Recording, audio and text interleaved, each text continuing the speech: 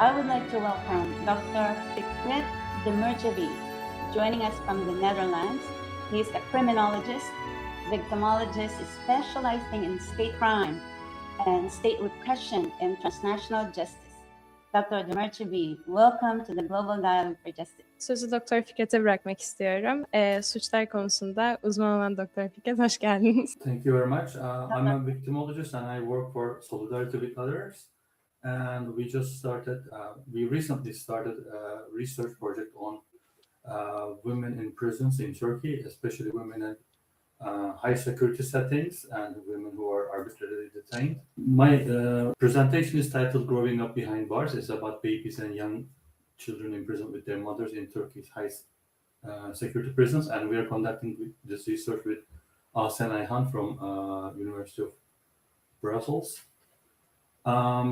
This study is a follow-up research to after my dissertation. My dissertation was on victimology of state repression in Turkey, and I interviewed 79 victims of state repression in Turkey.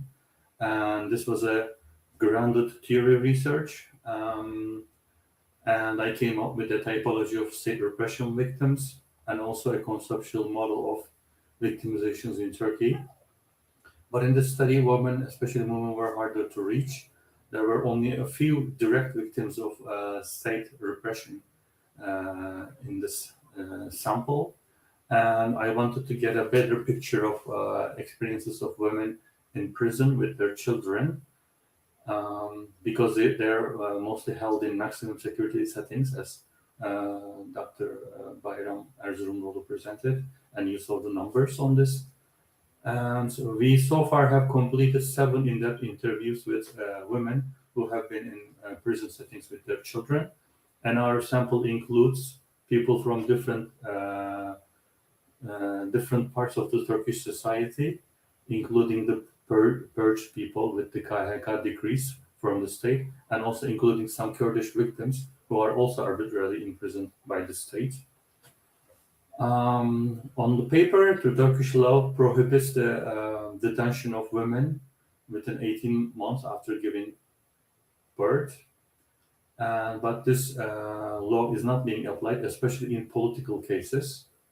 And a lot of women are being held in arbitrarily with their young children, and sometimes they even have to deliver their babies while they're still detained, and they're being taken back to the prison setting right from the hospital after childbirth. So this postponement, according to the law, is not applied. And what the reports document about victimizations of women, and pregnant women are routinely sent to prison for arbitrarily. Children are deprived of their basic necessities, toys or playing spaces, and for crawling in a prison setting, because we're talking about maximum prison settings, which are also described as pit type or well type prison settings by human rights associations and human rights circles in Turkey, which is to say that these prisons have high walls and a small yard, and there is no playground, not even grass, so people cannot be in touch with animals or the nature. They're surrounded by cement walls and it's all a cement environment, which is not suitable for children at all.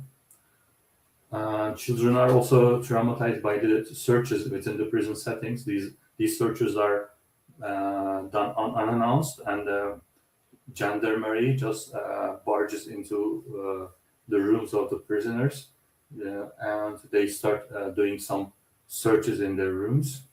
And sometimes the interviews describe some confrontation with the gendarmerie during these searches, which are witnessed by young children. And there is a big overcrowding problem in Turkish prisons. In rooms designed for 8 to 10 people, 28 to 30 people can stay in such rooms. It's like more than double the capacity. And healthcare access is obstructed routinely.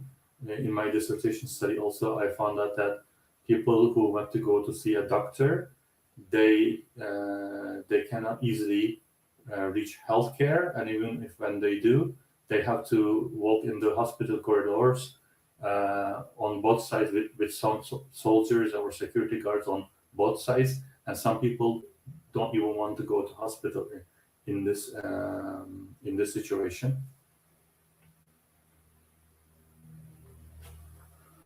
And the academic literature also shows that the children, especially young children, can develop attachment problems with their parents, and they can have insecure or disorganized attachment.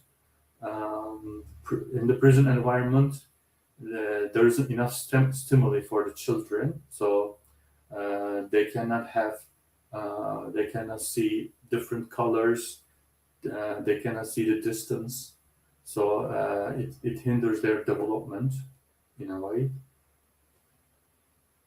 And also, while they're staying with their own babies or young children can protect the mother-child bond, the conditions in the prison are absent in high security prisons. And regarding our own study, we have interviewed 7 formerly imprisoned mothers so far. All of them are political prisoners, and 2 of them were Kurdish prisoners. And they were imprisoned with their young children. These were conducted with my co-author, Ahsen Ayhan, and Ahsen is asking some more sensitive questions at the end of the interview after I leave the interview. And we want to understand how women make sense of this prisonation experience, and how mothers and the children are affected by prison. And also we look at this from a feminist perspective, and also we look at this from a reproductive oppression perspective, which I will talk about a bit later. So how mothers describe their children. Before the prison, the children are described as sociable, open toward other people. They're smiling at strangers, seeking attention, more playful, and not so different than other children. But after the prison experience, the children are described as frightened of unfamiliar people, especially fearful of men. Some children, because they witnessed some events within prison walls, and they're described as more quieter, more withdrawn, and reclusive after the prison experience.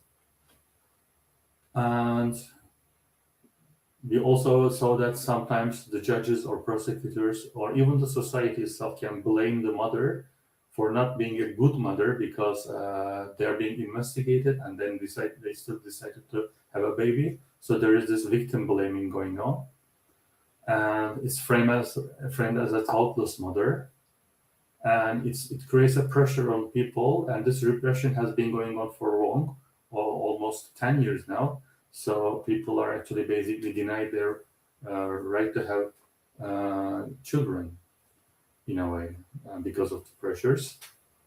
In some cases, the children are subjected to prison routines, like the counts, for instance, the morning count. The children are also required to be there with their mothers instead of sleeping upstairs on their bed. And sometimes the children are also being treated like inmates, and especially younger children, maybe teenagers. They can also be strip searched during the entry or exit from the prison. No special or extra food are given to babies or young children in some of the prisons. Some mothers described no extra food, and then they have to share their own food with children, which may not be suitable for young children. And then they describe no play or activity areas and restriction on toys, so they have to be creative and make toys in the prison settings with other prisoners, because mothers describe solidarity among the victims of political repression. So other women in the prison help with the care of their children and babies. And this pattern is consistent with the literature. Heightened stranger fear, withdrawal, quietness has been documented in earlier research. And fear of men especially may reflect an environment where guards embody authority, searches, and count procedures. The judicial bad mother discourse punishes women's reproductive autonomy. So motherhood becomes weaponized as a part of the repression. And children are actually never accused of anything, but they are also treated in some cases as prisoners, and they are bearing direct development consequences of this treatment. We will continue our interviews. We plan to interview about 25 mothers in prison settings, and we will triangulate these mothers' narratives against NGO reports and other findings in scientific literature. And we want to understand this beyond secondary victimization by the prisons as a direct victimization of children. Dr. Fikret, for the purpose of our live audience, will it be possible to translate the summary or as you wish to translate for In our Turkish. I can give a quick summary in Turkish. Bu çalışmamız hapishanede anneleriyle birlikte kalan çocuklar ve anneler üzerine ve onların yaşadıkları tecrübeler ve bu hapishane tecrübelerinden ne şekilde etkilendikleri üzerine. Bu çalışma benim doktora çalışmamın devamı niteliğinde. Çünkü doktora çalışmasında yeterince sayıda hapishanede kalmış ve devlet tarafından baskıya uğramış, yeterince sayıda direkt mağdurla konuşamamıştım. Bu çalışmada şunları bulduk. Yani çocuklar hapise girmeden önce gayet sağlıklı, herkese iletişim kuran, gülücükler dağıtan çocuklar olarak tarif ediliyor. Fakat hapisten çıktıktan sonra daha sessiz, kendi içine kapanık, özellikle erkeklerden çekinen, erkeklerden korkan çocuklar olarak tarif ediliyorlar. Şu ana kadar 7 kadınla mülakat yaptık, hapishanede çocuğuyla birlikte kalmış olan. Ve mülakatlara devam etmek istiyoruz ve daha çok kişiye ulaşıp hapishane tecrübelerini, kadınların çocuklarıyla birlikte neler yaşadıklarını bu şekilde konferanslarda ve bilimsel yayınlarla anlatmak istiyoruz. Çok teşekkürler.